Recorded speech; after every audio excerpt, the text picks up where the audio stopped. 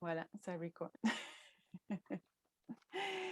Alors, bonsoir, chers parents qui sont probablement en train de se connecter avec nous ce soir pour ce deuxième Facebook Live, finalement, qui vous est offert par la Maison de la famille des Pays d'en haut et ses partenaires à la réussite éducative des Laurentides. Donc, mon nom est Geneviève Cusson, je suis orthopédagogue et consultante chez Futé. C'est avec super grand honneur que j'anime une série de Facebook Live qui vont avoir lieu tout au long de l'année scolaire, qui s'adresse à vous, aux parents, pour répondre à vos préoccupations, vos questions par rapport au développement et à la vie scolaire de vos enfants de 6 à 12 ans. Alors, s'il y a des gens qui sont avec nous ce soir et que ça leur tente d'écrire dans les commentaires d'où ils viennent, ce serait super pertinent pour nous de savoir un peu de quel coin du Québec que vous êtes.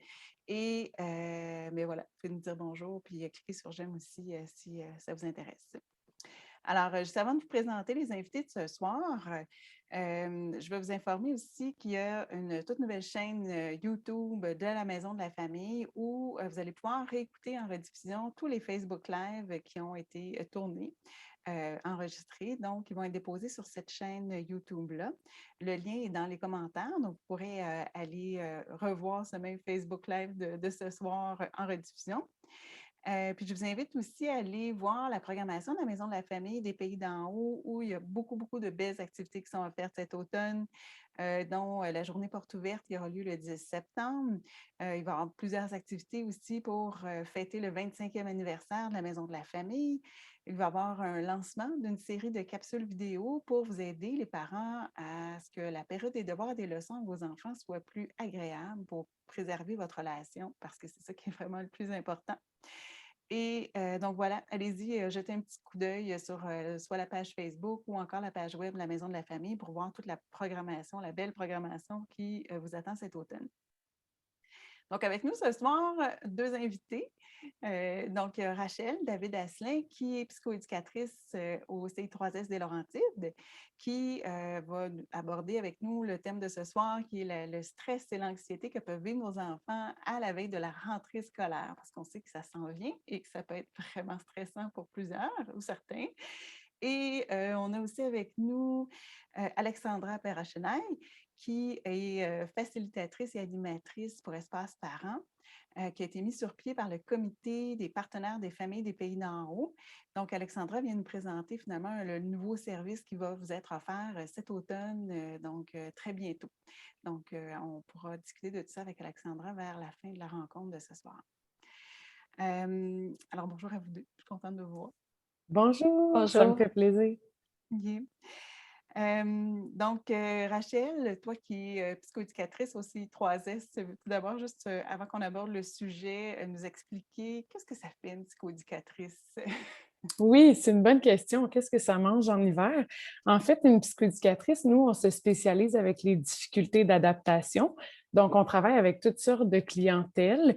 Moi, plus précisément, je travaille là, principalement en 0-12 ans, en CLSC depuis maintenant 2 ans. Je fais des suivis familiaux auprès des familles, des suivis individuels avec les jeunes, puis l'animation de groupes là aussi dont je vais vous parler, notamment des groupes sur l'anxiété. Puis, en fait, nous, en psychoéducation, on va d'abord évaluer, dépister, mieux comprendre la fonction du comportement pour après ça mieux intervenir, puis faciliter là, une meilleure adaptation entre le jeune, l'enfant, son environnement, les parents. On va offrir du support parental là, au niveau des habiletés aussi, puis de la dynamique familiale. Donc, c'est un résumé de ce que ça fait une psychoéducatrice en CLSC. Puis bien sûr, on travaille en équipe là, avec plein d'autres professionnels aussi. D'accord, merci, ça nous éclaire un petit peu. Alors, juste avant qu'on aborde le thème d'anxiété et de stress à la rentrée scolaire, je veux juste aviser les gens qui participent au Facebook Live de ce soir. Si vous avez des questions, écrivez-les dans les commentaires qui sont sous le live de ce soir. On va répondre aux questions seulement à la fin de la rencontre parce que c'est plus facile à gérer simplement. Mais puis, on va pouvoir répondre aussi à certaines questions par écrit par la suite. Donc, gênez-vous pas pour écrire vos questions, commentaires. On va essayer d'en regarder au moins quelques-unes avant la fin de la rencontre. Donc, Rachel, anxiété, stress à la veille de la rentrée scolaire. Dis-nous, est-ce qu'il y a une distinction à faire entre le stress et l'anxiété ou c'est la même chose? En fait, il y a une distinction à faire, par rapport à ce que va être un stress réel. Donc si, je vous donne un exemple, là, par exemple, si on se promène dans le bois puis on croise un ours, ben on va se sentir stressé parce que c'est un stresseur qui est réellement présent dans l'environnement. Par contre, si je me promène dans le bois et je commence à anticiper et à craindre la présence d'un ours, ben je vais avoir les mêmes réactions que quand je vis le stress devant l'ours, alors que la menace, le danger ne sera pas réel.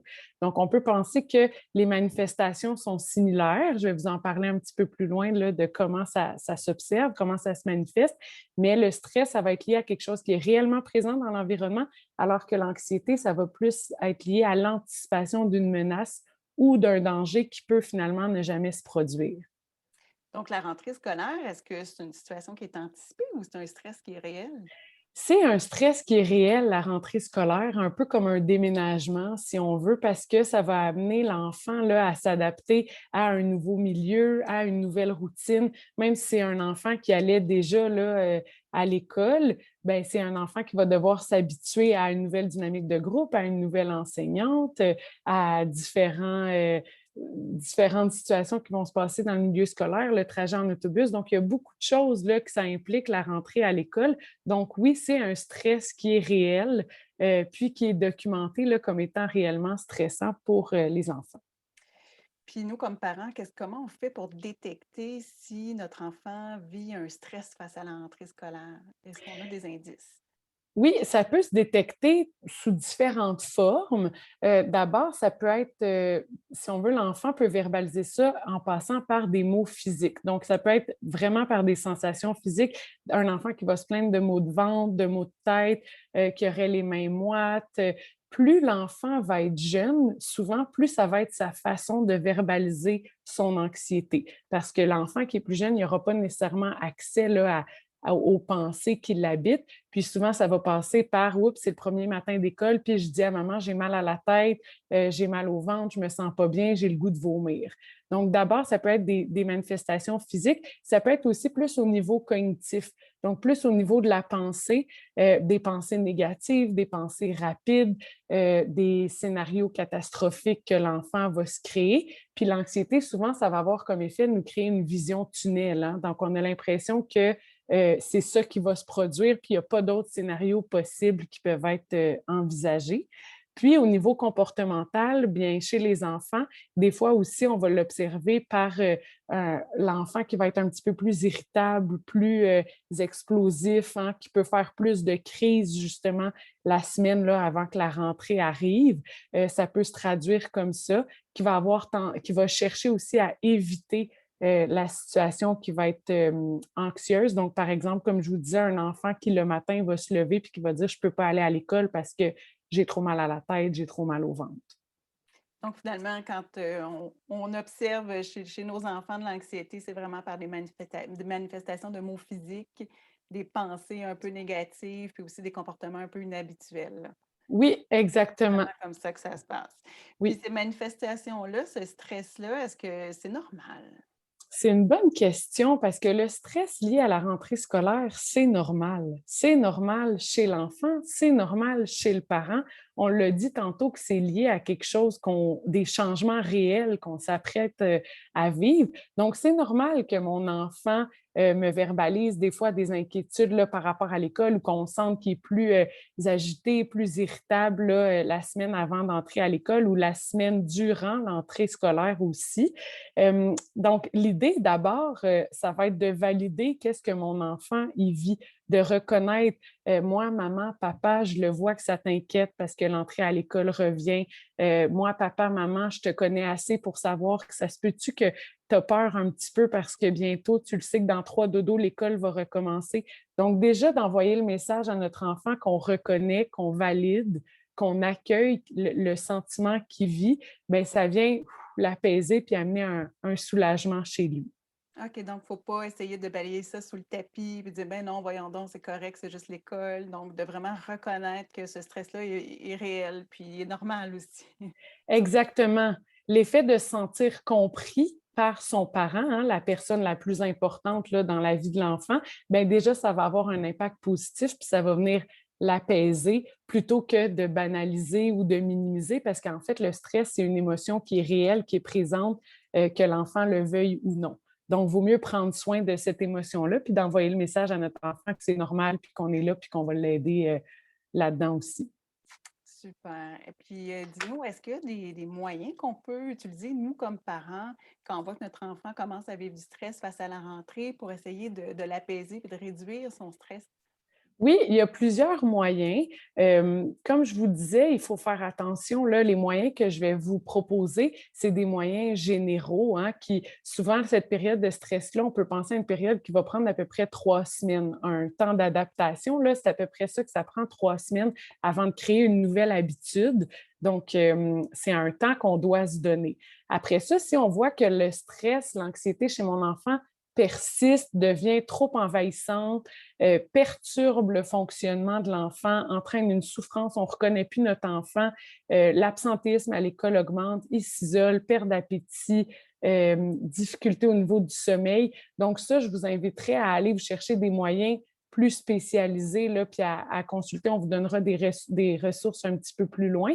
Donc, ça, des fois, ça nécessite là, un suivi plus approfondi. Par contre, les moyens que je vous propose sont bons là, quand même, surtout quand on voit que c'est quelque chose de plus transitoire lié à l'entrée à l'école. D'abord, je vous dirais, quand que j'observe puis je vois que mon enfant est anxieux, plus stressé, ça va être bien de multiplier les moments de détente. Donc, les moments de détente dans la routine, on peut penser à des activités de méditation. Des activités de méditation, on parle de 5 minutes par jour, là, mais l'idée, c'est que ça soit fait de façon régulière. Donc, la méditation, ça a des impacts positifs sur le stress quand c'est fait de façon régulière. Donc, il y a calme et attentif comme une grenouille, petit bambou, des exercices de cohérence cardiaque, de la relaxation musculaire, là, qui est une méthode comme la Jacobson.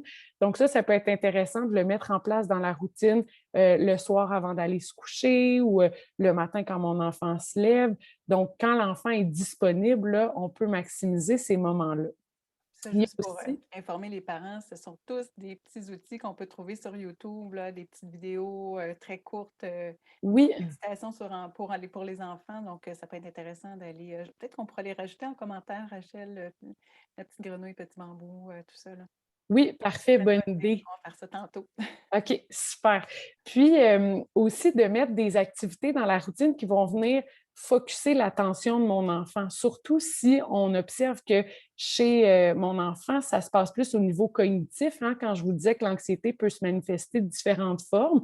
Donc, si je vois que c'est un enfant qui pose beaucoup, beaucoup de questions, qui semble très préoccupé par des pensées, qu'il verbalise ses inquiétudes, bien de maximiser les activités qui vont venir diriger son attention les mandalas, les jeux de société, les casse-têtes, les Legos, les collages. Donc, tout ça, là, de l'insérer dans la routine de façon un petit peu plus régulière, c'est quelque chose qui va être aidant aussi. Super. Est-ce qu'il y avait autre chose dans le fond?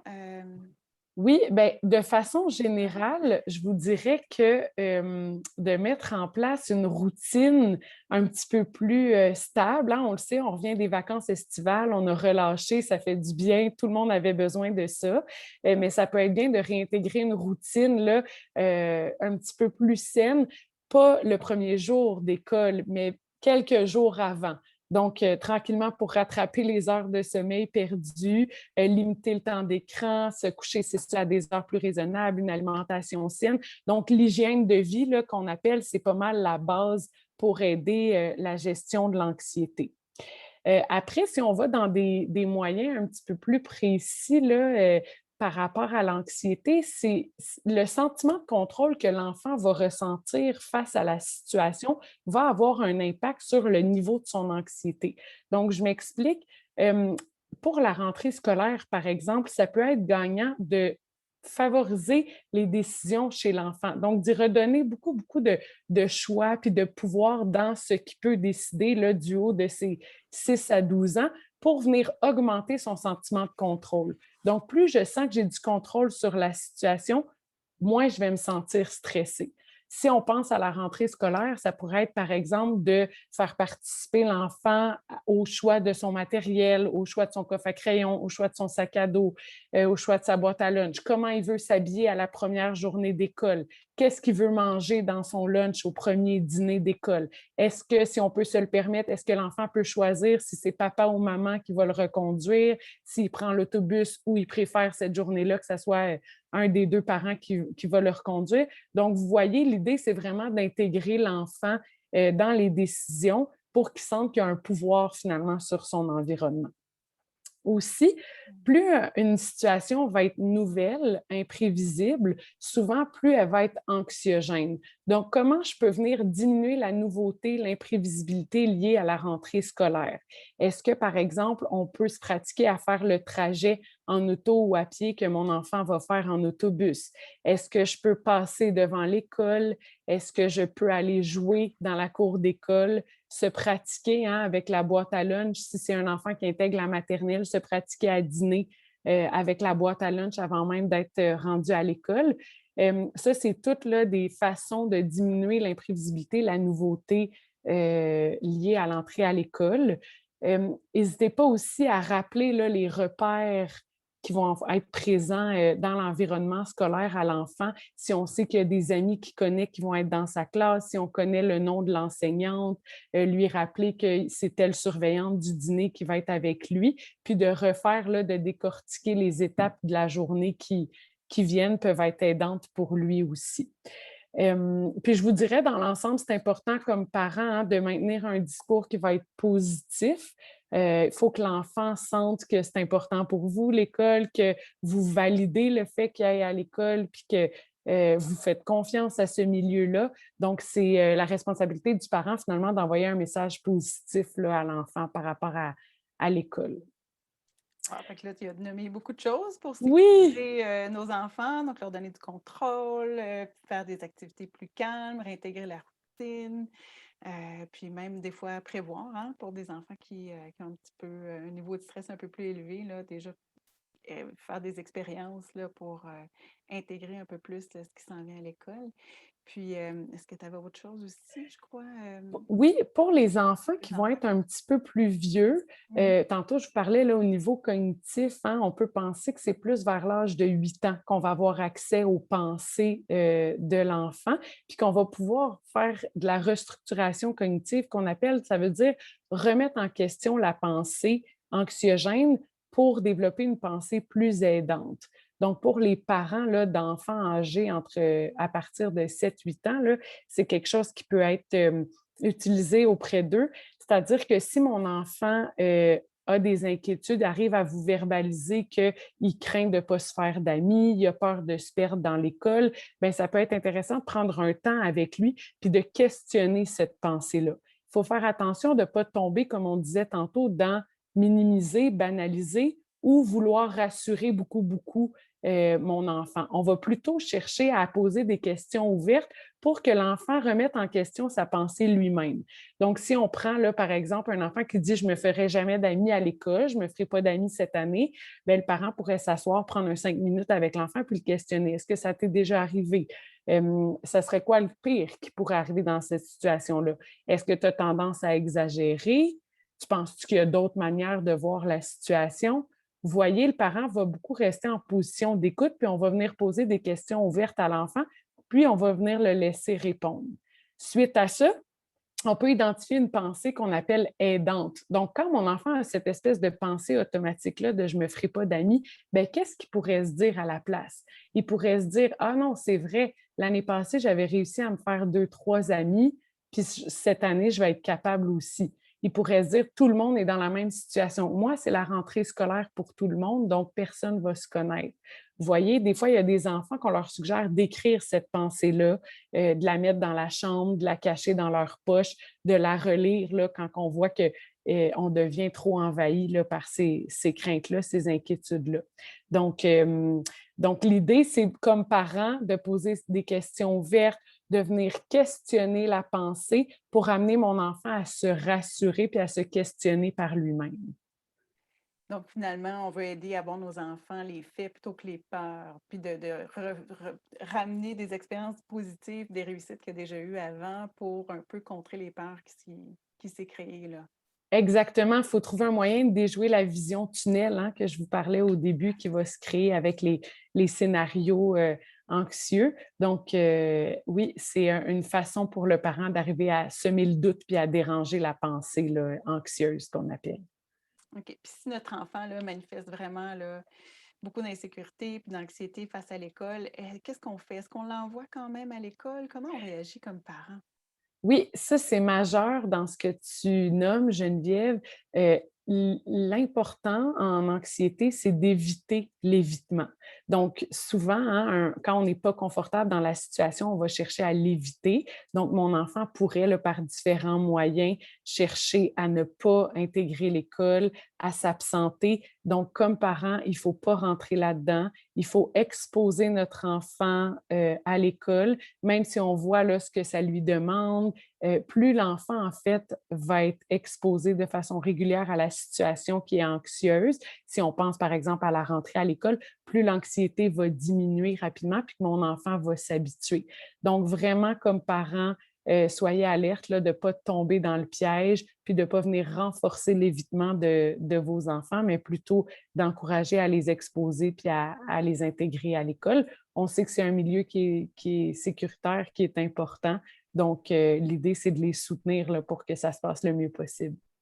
Puis en fait, on les prépare un peu à gérer leur stress futur parce qu'on en vit toute notre vie des stress et des nouveautés. Donc, il faut se pratiquer pour être Exact. un peu meilleur, même si Oui, ça reste là. Ouais. Puis est-ce que tu as des ressources à nous suggérer, Rachel, là, pour nous aider ou si on a des enfants là, qui malgré qu'on l'envoie à l'école puis qu'on l'écoute, l'anxiété persiste, qu'est-ce qu'on fait? Est-ce qu'on a des ressources? si on voit que c'est quelque chose qui semble se cristalliser, là, qu'on appelle persister dans le temps, je vous invite à contacter le 811 pour faire une demande de service. Là, si vous voyez aussi que ça prend des proportions, puis la problématique devient importante en intensité, n'hésitez pas à interpeller le 811. Il y a des intervenants 24 heures sur 24, 7 jours sur 7 qui vont pouvoir prendre votre demande de service puis vous orienter vers la bonne trajectoire de service. Aussi, vous allez voir que Geneviève a mis mes coordonnées là, professionnelles dans les commentaires. Vous pouvez m'écrire directement concernant la participation à des groupes sur l'anxiété qui vont débuter là, dès la mi-septembre. Donc, c'est des groupes que ma collègue et moi, on anime plusieurs fois là, par année. On tient des listes d'attente en continu, donc je pourrais vous expliquer un petit peu plus, mais on a des groupes pour les parents d'enfants âgés entre 5 et 7 ans. Puis un autre groupe qu'on appelle le groupe Grandir pour les parents d'enfants âgés entre 8 et 12 ans. Donc, on s'est ajusté, c'est rendu des groupes qui se donnent virtuellement. Donc, des fois, ça permet une meilleure accessibilité. Il y a ça qui existe. Il y a des livres aussi sur l'anxiété si vous avez le goût d'approfondir un petit peu plus, de vous documenter là, sur le sujet. Moi, il y a un livre que j'aime beaucoup, L'enfant stressé, qui a été écrit par Caroline Carré, qui parle de l'enfant autant à l'école qu'à la maison. Sonia Lupien, qui est aussi une autre sommité là, dans le domaine du stress, qui a fait plusieurs livres par rapport à ça. Puis, tantôt, je vous parlais pour diminuer la nouveauté, l'imprévisibilité, d'exposer mon enfant à différentes histoires, à des petites vidéos sur des personnages qui vont vivre la rentrée. Il y a plusieurs littératures jeunesse qui existent, qui sont disponibles. Vous pouvez aller sur le site de Renaud Bré, là, marqué dans le thème rentrée scolaire, puis ils vont vous suggérer une variété de livres. Donc ça peut être intéressant aussi. Rachel, je t'interromps 2 secondes. Oui, vas-y. Pendant que tu termines, je vais montrer aux parents les livres. Attendez un petit peu, parce qu'on a pris des photos, on s'est dit que c'était toujours plus intéressant de voir des images. Je ne sais pas si vous voyez en direct les images des livres qu'on vous propose. Ah Puis oui, les, je les vois à l'écran, là, c'est ça. Donc, excusez, il y a toujours un petit délai entre ce que nous, on voit et ce qui, ce qui est posté, ce qui arrive sur Facebook, là. Donc, oui, voici, on s'est dit que c'est ça, de voir la page couverture des livres, des fois, ça nous interpelle un petit peu. Donc, je te laisse poursuivre. Oui, dans le fond, les 2 livres qu'on voit là plus bas, Extraordinaire moi, sur l'anxiété de performance, Incroyable moi, ça, c'est les éditions Midi 30. C'est très bien fait, c'est sur une variété de thèmes. Il y en a sur l'estime de soi, il y en a sur l'anxiété. Puis, ça, c'est plus comme un cahier d'exercices pour les enfants là, un petit peu plus, vieux, mais qui est super. C'est une très belle ressource, super pertinente. Fait qu'il y a ça aussi qui existe. Puis, je disais là, je ne sais pas Geneviève si tu as eu le temps de mettre le lien par rapport aux ateliers des stress progress, Oui, qui sont là. Donc, vous voyez, là, il y a une adresse courriel. Vous pouvez communiquer directement avec eux. Ça, c'est des ateliers qui ont été publicisés par justement la Maison de la famille dans le cadre de leur programmation. Puis, c'est des ateliers proposés pour les enfants âgés de 10 à 12 ans pour la gestion de l'anxiété. Donc, vous avez aussi cette ressource-là là, qui existe. donc oui, toutes les ressources dont Rachel vient de nous parler sont dans les commentaires sous ce Facebook Live-ci. Donc, pour les parents qui sont présents, qui veulent les prendre en note, là, vous pourriez aller y accéder facilement. Donc, merci Rachel d'avoir abordé avec nous le sujet du stress et de l'anxiété à la rentrée scolaire. Je sais que moi, je suis une maman qui l'a vécu avec sa fille, donc je sais ce que c'est. Et effectivement, c'est pas évident, pas facile à gérer et à vivre comme parent. Là. Pour nous aussi, ça vient créer du stress. Exact. OK. C'est ça. Donc, si, dans le fond, si c'est normal de vivre du stress, il y a toutes sortes de manifestations physiques par aussi des scénarios un peu négatifs, des manifestations comportementales. Les trucs que tu proposes, c'est d'abord et avant tout calme, retour à la routine, saines habitudes de vie, mais aussi donner un peu de contrôle à nos enfants dans la première journée, dans la rentrée, les préparer s'ils en ont besoin, connaître le nom de l'enseignante, le chemin, le trajet d'autobus. Puis si au-delà de ça, ça perdure et que ça demeure difficile, au-delà de la rentrée scolaire, bien, à ce moment-là, c'est le bon moment pour te contacter Rachel ou encore d'autres ressources dont tu nous as fait part. C'est bien. Oui, exactement. Bien résumé. Good, super. Merci beaucoup pour ces informations. Alors, on va maintenant discuter avec Alexandra. Donc, Alexandra qui est animatrice et facilitatrice finalement pour Espace Parents, qui est organisé par, moi je ne connais pas beaucoup l'organisme, le Comité des partenaires des familles des pays d'en haut. Peut-être que Alexandra, tu peux un peu nous présenter, ben, te présenter toi Oui, et nous présenter aussi un petit peu les prochaines activités là, qui s'en viennent avec Espace Parents. oui, je peux commencer par vous expliquer qu'est-ce que c'est exactement le Comité des partenaires familles des pays d'en haut. En fait, c'est un regroupement d'organismes sur le territoire des pays d'en haut qui dessert les familles et les jeunes. Donc, ça inclut Maison de la famille, ça inclut quelqu'un de la commission scolaire, du CIS. Donc, tous les partenaires aussi communautaires qui desservent ces clientèles-là, qui se regroupent pour développer des projets communs. Alors, c'est dans ce cadre-là que moi, j'ai été sollicitée pour développer le projet Espace Parents. Moi, je viens de Montréal. Ça fait 2 ans que je suis installée dans les Laurentides avec bonheur. Ça fait comme plus de 20 ans que je travaille comme intervenante psychosociale, surtout dans les organismes communautaires, parfois dans les écoles aussi. J'ai étudié en psychoéducation et en enseignement des arts. Alors, ça me permet d'être quand même assez créative dans tous les projets auxquels je peux participer. J'ai commencé à travailler pour le projet Espace Parents en juin. On a commencé, en fait, la première chose qu'on a décidé de faire, là, c'est de vérifier quels étaient les besoins des parents, c'était quoi leur réalité familiale. Alors, on a envoyé un sondage.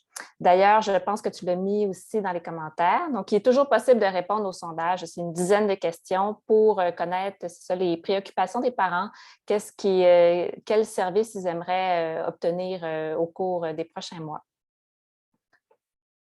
Super. Et est-ce que tu as, qu'est-ce qui s'en vient pour Espace Parents cet automne? Qu'est-ce qui va Oui. être offert aux parents de la Euh, en fait, c'est ça. Donc, suite déjà aux commentaires des parents qu'on a déjà reçus dans le sondage, puis avec toutes les idées des partenaires, on a décidé d'offrir un espace vraiment convivial et sympathique, un peu sous la forme de café-causerie. pour les parents d'enfants de 6 à 12 ans et les parents d'adolescents, donc 12 à 17 ans. Et c'est vraiment, je pense que l'objectif principal, c'est de créer un espace de discussion, d'échange, d'entraide entre les parents pour partager les bons coups, pour partager les inquiétudes et aussi des ressources. C'était aussi peut-être quelque chose qui manquait là, dans l'offre de services actuellement dans les partenaires sur le territoire des pays d'en haut. C'est sûr que vont se greffer à ça des ateliers thématiques avec des partenaires, des professionnels invités qui vont se joindre à nous au cours des prochains mois. Il y a toutes sortes d'ateliers qui vont être offerts. Je vous donne quelques exemples là, parmi les demandes qui ont été en fait, les demandes principales des parents. Donc, c'est sûr qu'il va y avoir des ateliers sur les relations parents-ados, sur l'hyperconnectivité, tout ce qui touche au monde numérique. Il y a le vapotage aussi qui concerne de plus en plus de parents, cette problématique-là. Alors, comment ça va fonctionner? C'est sûr que ça va commencer en septembre. La programmation va être diffusée mensuellement au fur et à mesure. Au début, ça va être en forme virtuelle. Le comité aimerait beaucoup pouvoir offrir en présence les cafés-causeries, mais ça va venir. On travaille là-dessus. On va commencer virtuellement. On a tous bientôt besoin de contact humain. Hein? C'est ça. Et pour suivre la programmation, il y a 2 façons de le faire. La première, c'est sur la page Facebook du Comité des partenaires familles des pays d'en haut. Et la deuxième, c'est via le bulletin Info-Famille qui est diffusé par courriel. Alors, si vous n'êtes pas encore abonné, c'est vraiment une super bonne façon de connaître tout ce qui se passe sur le territoire pour les familles, que ce soit dans les loisirs, les activités municipales, tout ce qui concerne les familles passe par ce bulletin-là. C'est vraiment une très bonne ressource. Excellent. Puis je vais juste, Alexandra, partager avec les gens, là, je ne sais pas s'ils vont le voir tout de suite, mais partager finalement le petit dépliant de l'espace parent, là, que si jamais vous revoyez cette image-là passer, que vous sachiez qu'il s'agit d'Alexandra et de plein de partenaires qui vont être avec vous pour des différentes causeries, pour tout ce qui vous concerne comme parents, puis pour avoir aussi des petits ateliers d'information sur différents thèmes qui vous touchent comme parents. Donc, je ne sais pas si ça a partagé, mais ça devrait. Alors voilà, mais sinon, toute l'information est mise en commentaire, puis je vais probablement voir avec la Maison de la Famille pour qu'on puisse publier le pamphlet aussi sur la page Facebook de la Maison de la Famille. Merci. Donc, toutes les informations pour vous inscrire sont aussi dans les commentaires sous le live en ce moment. Alors, n'hésitez pas à aller voir tous les commentaires qui y sont. Merci, Alexandra, de nous avoir présenté Espace Parent. Je pense que ça va être un beau projet qui s'en vient. Merci, ça fait plaisir. Oui. Alors, jusqu'avant qu'on termine, je tiens à juste vous inviter finalement à poser vos commentaires ou questions, faire des likes sous le live si le cœur vous en dit. Et aussi, juste vous dire que sur la page Facebook La Maison de la Famille, on va pouvoir vous répondre aussi dans les commentaires si jamais vous voulez écrire des questions qui surviennent un peu plus tard. Notre prochain Facebook Live va avoir lieu en septembre. C'est encore une fois avec la super Rachel. Et oui, 2 fois, 2 Facebook Live. Donc, Rachel va aborder votre relation parent-enfant pendant la période des devoirs et des leçons parce qu'on sait que ce n'est pas toujours facile. Puis, des fois, il y a des façons de faire un peu différemment qui vont vous permettre de maintenir une bonne relation avec votre enfant. Donc, c'est ce qu'on va aborder en septembre avec Rachel. Puis, je vous invite aussi à ceux qui n'ont pas vu le Facebook Live de juin dernier sur la glissade estivale à venir le visionner si ça vous intéresse sur la nouvelle page YouTube de la Maison de la Famille. Donc, tous les Facebook Live vont y être. Donc, celui de ce soir aussi, si jamais vous voulez revoir et réentendre certaines informations, ça va s'y trouver. Et le lien est aussi dans les commentaires ci-bas. Merci, Rachel et Alexandra, de nous avoir apporté plein de belles informations ce soir. C'était vraiment agréable d'être avec vous. Puis, merci à vous, parents, d'avoir assisté à notre Facebook Live. Ah, je vais aller voir s'il y a des questions. C'est vrai, j'oubliais, mais j'en vois pas pour l'instant. Merci beaucoup à vous deux aussi. C'était super de collaborer avec vous. Oui, vraiment. Donc, on a quelques personnes qui sont en ligne, mais on n'a pas de questions, mais j'imagine qu'on doit être clair. Mais si vous avez des questions, n'hésitez pas, on va vous répondre, même avec un certain délai. Alors, merci tout le monde, merci les filles. Merci, bye bye. Bye bye. Merci. Bonne fin de soirée. À vous autres aussi.